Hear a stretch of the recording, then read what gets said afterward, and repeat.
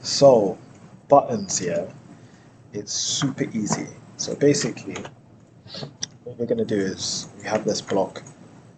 Let's pretend it's a body, and we have three buttons in it. You will probably skin it, skin the buttons. Um, you'll probably say, "Oh, let's skin it to all the joints, so that it's like even across the whole body."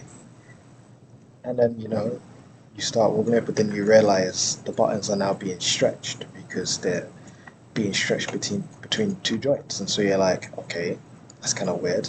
It needs to be to one joint so it's not stretched. So you select the joint, let's say this one, you replace it at 100, but then now the button starts sliding across the mesh like that. It's weird. Well, the trick is super easy to solve it.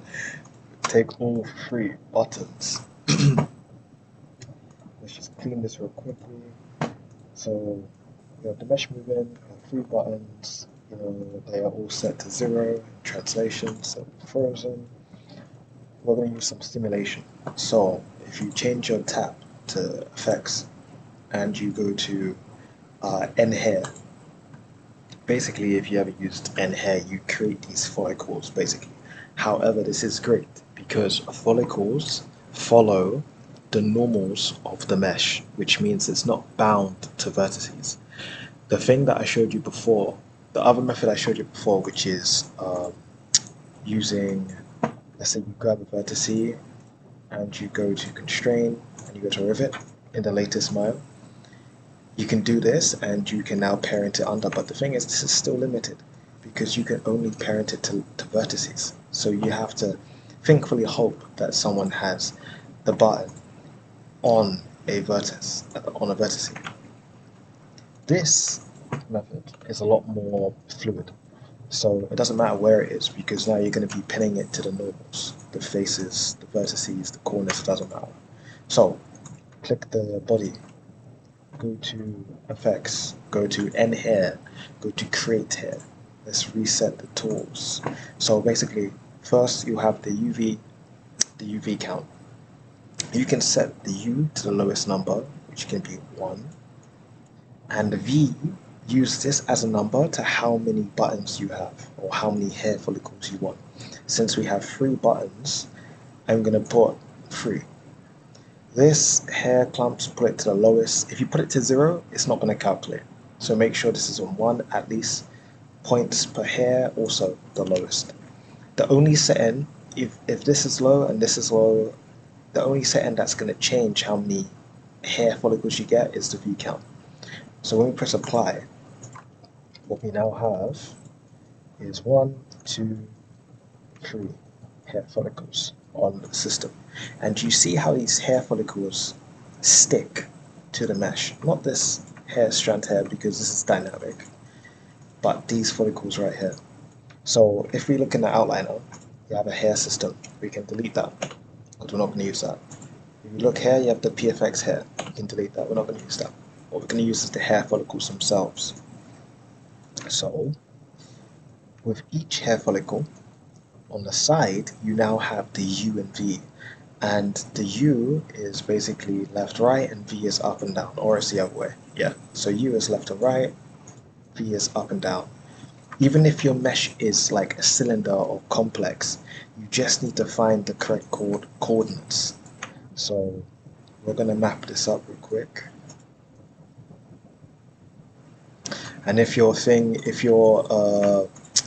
cursor is moving, so I select the follicle and I'm clicking and I'm middle mouse dragging, right? If it's moving too quickly, you probably have the gear set too high, so you probably have it on full. If you click, you set the speed of your middle mouse, and since it's on the lowest setting for me now, I can have some slight adjustments. So I'm going to put that around here, take the V and drag it down, down, up here, put some more adjustment on the U, take the last one here, do some U coordinates, I go to V. Okay, see, I'm pushing to V, and you know it's not moving past that point because you know at the end of the day these are seams, but it's still able to go there. I just need to go the opposite direction, so I need to push more into the positive, as you can see,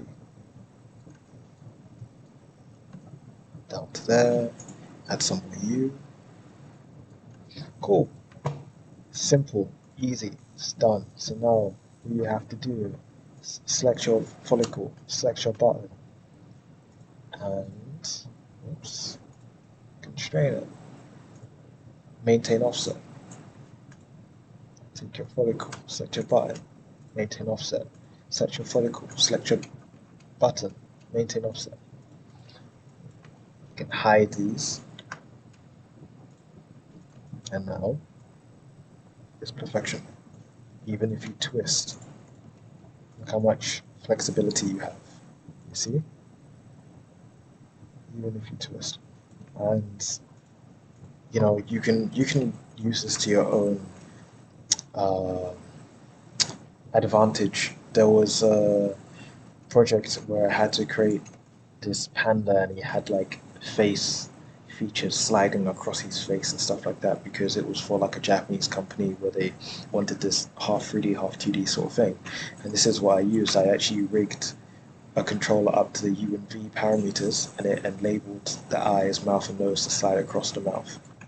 So it's a very useful tool. Just gonna put this back. And yeah, that's it.